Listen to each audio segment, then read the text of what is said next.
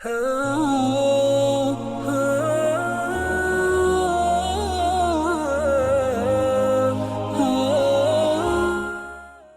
پوچھا ہے کہ بوٹ اور جرابوں پر مسح کرنا کیسا ہے؟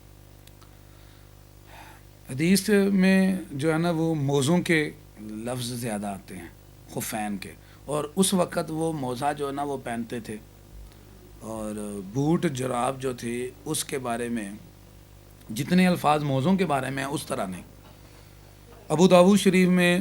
159 نمبر 159 اور سنن ترمذی میں 99 نمبر پر وہ روایت موجود ہے، جس کے اندر یہ بھی ہے کہ نبی کریم صلی اللہ علیہ وسلم نے ماسا علی الجوربین والخفین، نبی کریم صلی اللہ علیہ وسلم نے جرابوں اور موزوں کے اوپر مسح کیا، ٹھیک ہے جی۔ تو اس کو جمال الدین قاسمی صاحب نے رسالہ لکھا، اس میں وہ لے کر آئے ہیں، اور بھی کتابوں میں، تو بہت سارے محدثین اس روایت کو صحیح کہتے ہیں۔ تو میرے نزدیک اس حدیث کی روایت سند کمزور ہے جس میں یہ الفاظ ہیں، لیکن اس کا معنی ٹھیک ہے، یعنی جراب اور بوٹ پہ مسح کیا جا سکتا ہے۔ اس کی میں آپ کو ایک عام دلیل اور ایک خاص جو ہے نا بھی دلیل دیتا ہوں۔ ابو داود شریف کے اندر روایت موجود ہے، 146 نمبر پہ وہ حدیث ہے۔ نبی کریم صلی اللہ علیہ وسلم کے صحابی صوبان بیان کرتے ہیں کہ ہم گئے سفر میں، سردی تھی بڑی، واپس آئے، رسول اللہ صلی اللہ علیہ وسلم کو اپنی کیفیت ذکر کی، تو آپ نے پھر ہمیں حکم دیا کہ تم سر پہ پہنے جانے والی جو پگڑیاں ہیں، کپڑوں کا ذکر کیا، سر پہ جو بھی کپڑا ہو، ٹوپی، رومال، پگڑی باندھی ہوئی ہے، اس کے اوپر مسح کر سکتے ہو، اتارنا ضروری نہیں۔ اور آپ نے فرمایا تساخین، پاؤں کو گرم کرنے والی چیزیں، تو پاؤں کی گرمائش کے لیے بوٹ بھی پہنے جاتے ہیں، جرابیں بھی پہنے جاتی ہیں، اور موزے بھی پہنے جاتے ہیں۔ تو یہ لفظ جو نا یہ جرنل ہے، اور یہ حدیث بھی صحیح سند کے اعتبار سے ہے۔ اس سے جورب کا بھی معنی نکل آتا ہے، وہ جو پچھلی روایت ہم نے پڑھی ابھی ابو داؤد میں 159 نمبر 159 نمبر، جس کی سند میں نے کہا کلام ہے، اس کے معنی کو بھی تقویت یہاں سے مل جاتی ہے، وہ معنی بھی قوی ہو جاتا ہے کہ جراب بھی تو ہم گرمائش حاصل کرنے کے لیے، اور نبی کریم صلی اللہ علیہ وسلم نے لا ذکر کر دیا، آپ پاؤں کو گرم کرنے کے لیے کوئی بھی چیز پہنتے ہو آپ اس کے اوپر مسح کر سکتے ہو۔ یہ حدیث جب آگئی ابو داؤد شریف میں 146 نمبر پہ موجود ہے۔ اب اس سے اگلی ایک خاص بات بھی ہے، علی رضی اللہ تعالیٰ عنہ کا وہ عمل ہے۔ امام طحاوی حنفی ہیں، بہت بڑے امام ہیں فقہ حنفی کے، اور انہوں نے نصوص اور روایات نقل کی ہیں فقہ حنفی کے، اس جو ہیں مسائل، ان کے دلائل ذکر کی ہیں،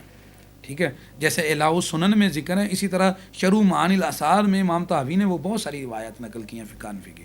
ان کی پہلی جلد جو ہے اس کے اندر 100 نمبر صفحے کے قریب جب آپ 98 97 دیکھو گے، وہاں سے شروع ہوگا مسح کا بیان، تو وہاں پر وہ شروع میں ہی روایت لے کر آئے ہیں علی رضی اللہ تعالیٰ عنہ سے،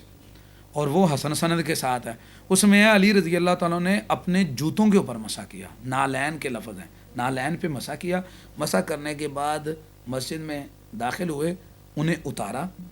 ٹھیک ہے، اور اتارنے کے بعد دوبارہ جو ہے نا وہ پاؤں دھوئے نہیں یا دوبارہ وضو نہیں کیا، وہیں پہلا جو مسح کیا ہوا تھا جوتوں کے اوپر، اس کے بعد پھر انہوں نے جا کے نماز ادا کی علی رضی اللہ تعالیٰ عنہ نے، ٹھیک ہے۔ اور اس پر جمال الدین قاسمی اپنے رسالے میں لکھتے ہیں، وہ